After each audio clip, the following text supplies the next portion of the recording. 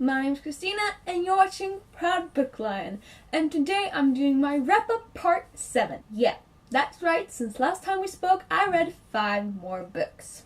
Yes, only 5, I know. I'm reading at a slower pace, or like a slow pace right now. I want to say that it's because of school and that I'm prioritizing the things that are actually important in my life, but in all honesty, I'm not really sure why. I just haven't been reading as much as I used to, and that's okay. I still read 5 books, so let's get into those. First up, I read a book that I don't physically own, but I read Eliza and Her Monsters because I actually received that book from getting third, I believe, in one of the Booktubeathon challenges. I'm so very thankful and grateful, especially as Eliza and Her Monsters is one of my favorite books that I've read this year so far. It's by Francesca Sapia. I of course gave it 5 out of 5 stars. It's about Eliza, and she has this webcomic that is famous. And when I say famous, I say worldwide famous. Like, she has over 1 million people that follow it weekly,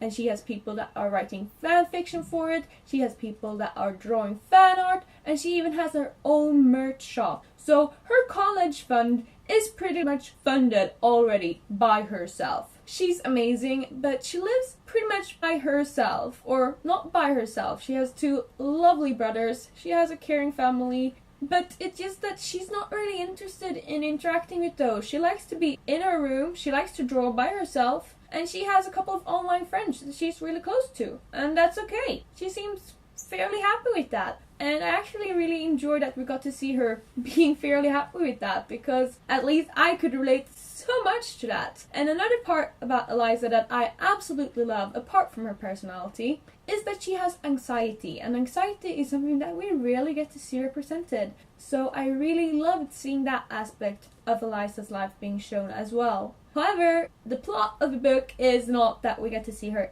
everyday life. Or it is, but we get to see her everyday life after this new boy starts school. And he just happens to be one of the biggest fan fiction writers for her series.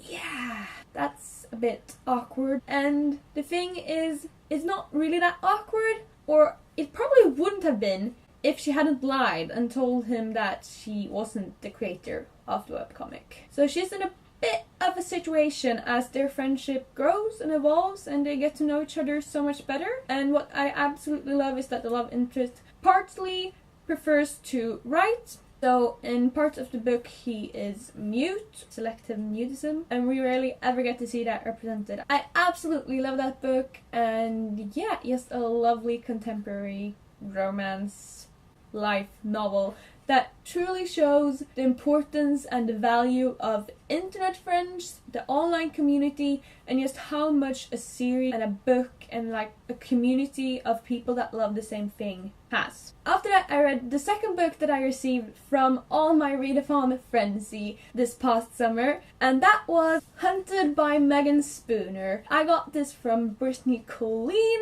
Thank you so much for giving it to me, and thank you so much for choosing my video as the winner.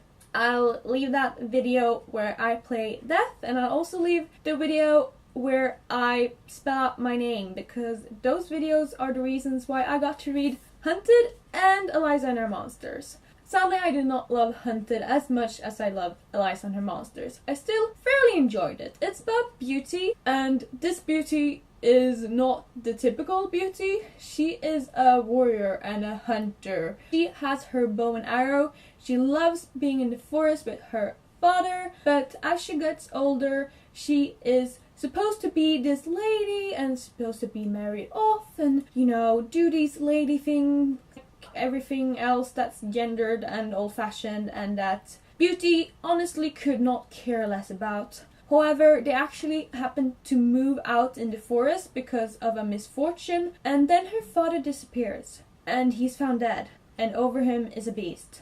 And that beast is somebody that Beauty will slay. Or so she believes. So yeah, it's a Beauty and the Beast retelling. My neighbor hates me. I fairly enjoyed it. I thought it was okay. It was just an enjoyable read. I think I gave it 3 out of 5 stars. After that, I read The Both Died Then by Adam Silvera, and this was just an amazing book. It's about Rufus and Mateo, and they meet each other because it's their last day to live. So they meet via an app called the Last Friend app, and the only thing that we get to know in the beginning is pretty much that they are 17 and 18 years old. Mateo is Puerto Rican and Rufus is an American-Cuban kid, and they had different lives. Rufus is bisexual and Mateo is gay, I believe. I'm not sure that we ever get Mateo's sexuality stated, but Rufus is bisexual canon, he says it himself. But these boys are the most pure and amazing humans ever. Rufus, he has a rough past, and Mateo, he has more of a privileged past, but not really. They just have so completely different lives, and they struggle with different things, and they really become this lovely pair during the last day of their life. And as you might have imagined, this book is sad. But I mean, will there ever be a happy Saddam book? No, like his name is pretty revealing. Or his name is actually Adam. But Saddam, Adam, it's pretty much the same thing when we're talking about Adam Silvera here. I really enjoyed this book. I gave it 5 out of 5 stars. I did pick up that it was a lot of ableist words like lame and crazy being thrown around, and I usually have a really hard time reading books like that, and I actually think that those words did make me enjoy this book a tiny bit less than I would have if it didn't contain those words. So if you have a problem, or if you risk getting triggered or being upset by these words, then maybe don't pick it up. But if you don't, please pick it up because it's really amazing. And sadly, this is not the only book with a lot of ableist words thrown around in. Majority of books that I read have these words in it. It's just that I suppose I always put Adam on a higher level, and then I'm guessing that because I can't find anything else that I don't like about his book, I get really nitpicky. I'm sorry, Adam. But I absolutely love this book. I give it 5 out of 5 stars, and please pick it up if you want to. After that, in the Halloween spirit, I read The Dreadful Tale of Prosper Redding by Alexandra Bracken. This is a middle grade about Prosper Redding. He used to have a demon inside of him, so he moves in with his cousin and uncle in order to be safe. But like you. That it was Prosper is trying to figure out, and he's also trying to figure out what is up with his family and what is up with everything. Yeah, just life. And that's pretty hard, especially when you're still in is it in high school or middle grade? I'm not sure about your school system, but when you're not really that old. I really enjoyed this book. It also has a bit of ableist words. I did enjoy that it brought up a couple of the deeper questions, like with your conscience and what's right and what's wrong, and with some of the prejudices we have towards people. And I did really enjoy that his cousin Nell has 2 mothers, because when other sexualities and other pairings, like male, females, non-binary people, when we get to see that incorporated without it being a huge deal, because it's not, that just feels nice. And I think it's really important, especially in middle grade. You have to show every human, no matter their age, that being human does not equate to being cis, white, straight, allo. I think I gave it 4 out of 5 stars. Lastly, I read Because You Love to Hate Me, which is an anthology by a lot of humans. I actually received this from Sydney Books on Instagram. Thank you so much, Sydney. I did enjoy a couple of the stories in this one. I really love Victoria Schwab's short story because it really reminded me of a few of the stories that we have in Sweden, like the folklore slashed with the actually horror stories that we tell. So that was just really fun to read about for me.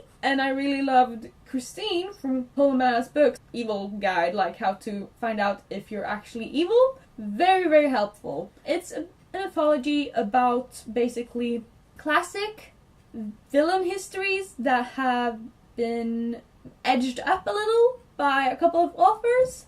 If you like anthologies, I'm sure that you'll love this one, but I personally do not like anthologies at all. I'm sorry, I really don't. I have a hard time connecting with characters and like actually submerging myself into the story and plot.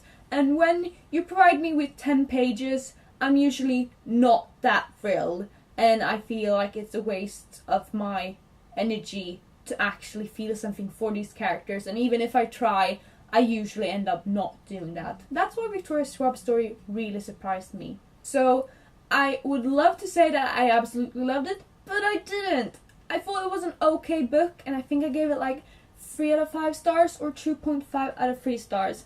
I absolutely love all the people that are in it though, but it just wasn't for me. So yeah, those were the 5 books that I read since last we spoke. What have you read recently? Have you read any of these? Please let me know down below. Until then, thank you so much for watching. Your support really means the world to me. Have a great day /night /whatever pod is for you. Bye!